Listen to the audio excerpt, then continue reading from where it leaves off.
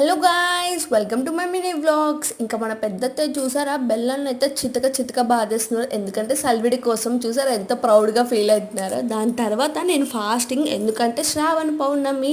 Andhra side ఆచారం ఏంటంటే శ్రావణ పౌర్ణమి అప్పుడు కొత్త కోడళ్ళు ఫాస్టింగ్ ఉండి పౌర్ణమి పూజ అనేది చేయాలి.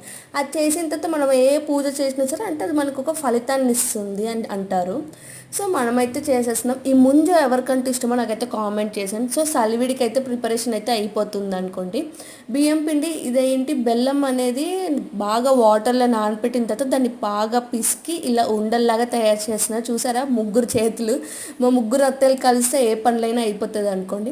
ఇంకా ఇలా మా మామయ్యకి అయితే రాఖీ కట్టడానికి అయితే పెద్దమ్మ వచ్చేసారు. చూసారా, అన్నయ్య అన్నయ్య అని అంటున్నారని చెప్పి తమ్ముడు రాఖీ పట్టుకొని వచ్చేసారు.